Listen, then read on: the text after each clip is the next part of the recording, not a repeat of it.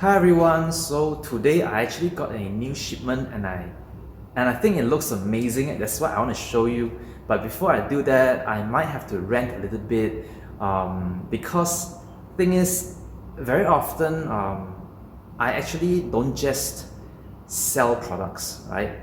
If you are watching this channel, this video, you probably know that I'm more than just a reseller. I do a lot of content, free content, do a lot of tutorials for customers, for viewers, and I also create a lot of products, modify, create, develop new designs, but unfortunately, because I'm not the manufacturer themselves, I'm not the manufacturer, so I often pay manufacturer to produce my design, or I'll take their existing product, modify them, and unfortunately, none of the development is free. I have to pay for every one of them, no matter if the product comes out successful or not.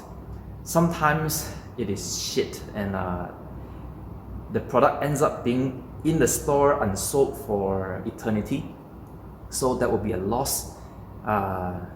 Yeah, so basically I fund all this stuff, but the thing is, very often I don't even get a sale or profit out of it, and then sometimes, you know, my stuff get copied and I don't even get a credit for that.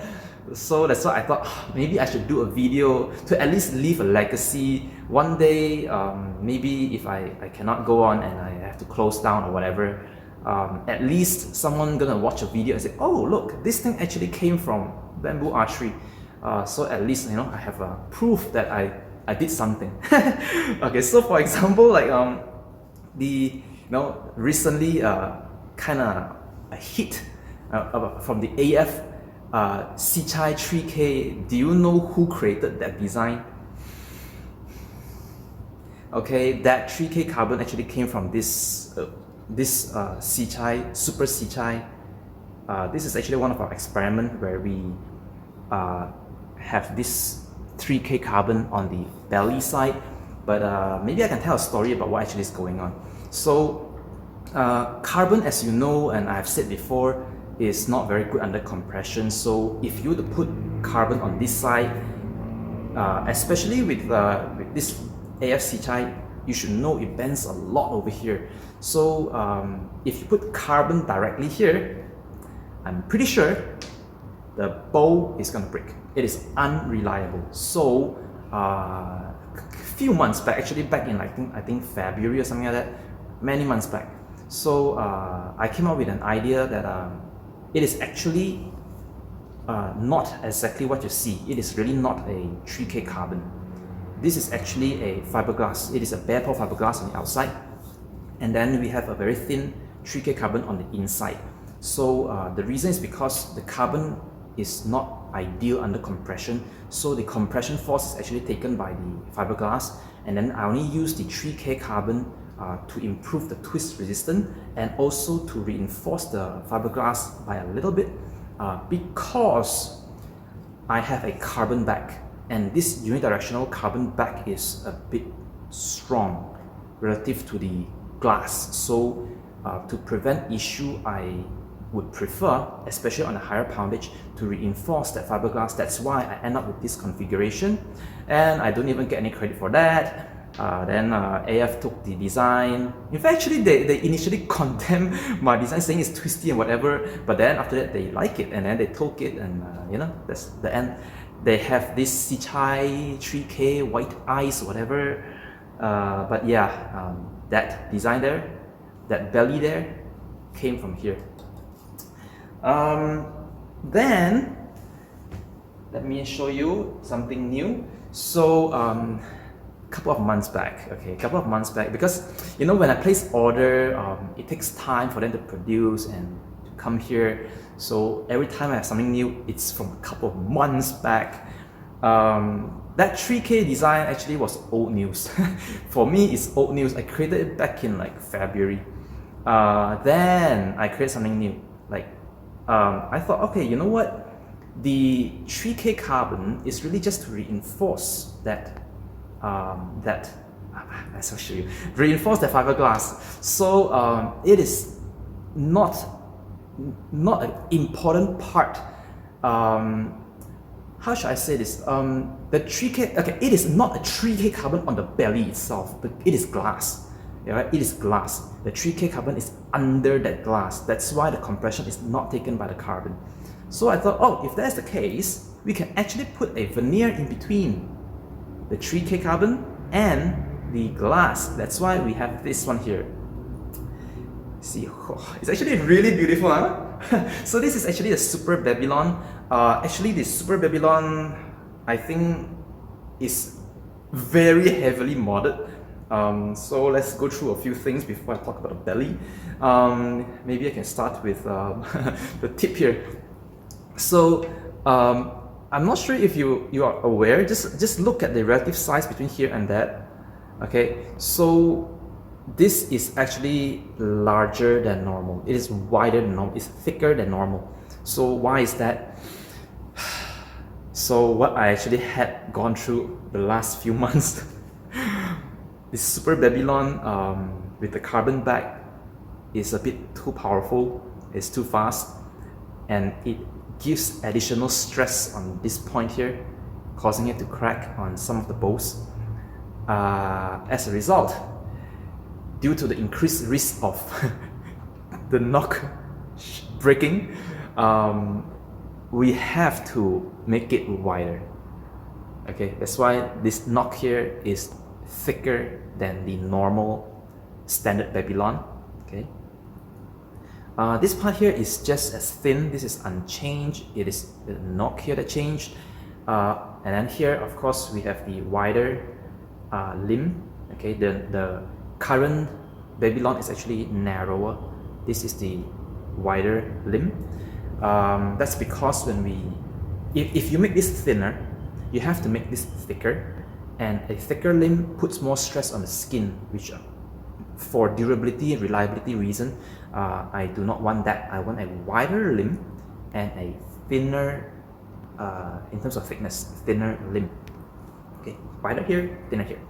And then if you look at the handle, actually you will find that the grip is lowered and is thick here. It's very thick here.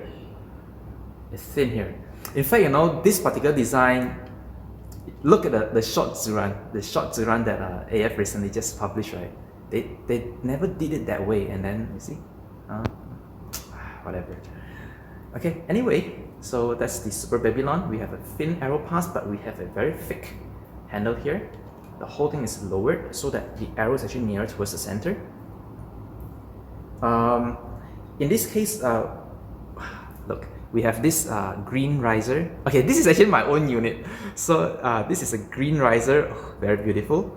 And inside this one, I even added a LED counterweight. So that LED counterweight is not your regular LED counterweight. You can go and add it, but it won't come exactly the same. So what's going on is that a few months, maybe last year, there was actually on the very first unit where I ordered the counterweight, something happened. For example, the first problem is the bone inlay popped off. So the reason is because that LED counterweight is huge. It's that big. It's very, very big, and it takes up all the middle space. So when they put the inlay, the bone inlay, that inlay doesn't really have much surface to glue on. It doesn't stick to the LED. So as a result, it only sticks on the side. It pops off very easily. So that's why we do not want to have the bone inlay. Another one, because this is very thin, I also noticed that sometimes when they cut this one, when it's very thin, the LED counterweight actually starts showing up on the side here. So to prevent that, the LED counterweight on my bolts are actually shorter and move down so that we avoid this area here. Okay, so there are just changes that unfortunately people don't see it and don't appreciate it. Okay, anyway, this handle is heavy because the colored riser is heavy. It's a denser wood, so it's heavy, and then we also have LED counterweight inside, so this handle is really heavy. Okay, let's have a look at the rest of that. It's actually really beautiful, very nice to hold, beautiful. The only problem I have a bit of complaint is that the finishing here on this very edge here, I'm not sure you see there's a line. I'm not sure what that is. I did took a few shots earlier. I don't think my arrow struck it, so it might have been there when I unboxed, but I didn't pay attention to it. Not sure what that is, but I don't think it's going to cause any issue. In terms of the layering, so we have unidirectional carbon here, so you can have a look. This is what unidirectional carbon actually looks like. Sweet. So we have bamboo core, but there's actually a lot of layers. Like, let me count. 1, 2, 3, 4, 5, 6, 7. There's actually 7 layers in here. Not sure if you can see it. Wow. So under the carbon we have bamboo core, and between the bamboo core we have a 3K carbon core. So that is not the usual carbon core. The usual carbon core is actually a 90-degree configuration. So in this particular case, we are using a 45-degree carbon on the middle and as well as on the belly. Okay, so the weave configuration, we have 2 of that, one in the middle and another on the belly side. And then on top of that carbon, that's between the glass and the carbon, we have this beautiful orange curly maple. So if you've been following my post on Facebook, you know, a few months back I was asking which color should I go for, red, orange, green or black, and a lot of people say like, let's go for carbon, but then I really like the veneer, so I came up with this idea that I'm gonna put a veneer between the carbon and the glass. So because the veneer is very, very thin, it shouldn't affect the glass and the carbon very much. I will still get the benefit of having the glass belly for the compression, the beauty of the curly maple, and the additional support strengthening from the 3K carbon on the belly side. Yeah, this is amazing. It's beautiful. Unfortunately, I have a lot of work to do right now, so I'm not gonna shoot it. I shot it earlier because, you know, I was just too happy. I unboxed it and immediately I took a few shots. I can guarantee you, it feels very different from the standard Babylon. This one feels dead in the hand. When you shoot it, there is no hand shock, no vibration. I know you'll say, yeah, the standard Babylon doesn't have. When you try this bow, you will know what is no hand shock and no vibration. It is dead. Dead. Okay, the standard Babylon in comparison has hand shock, has vibration. Not much, but once you compare it with this one, it's obvious. It's very obvious.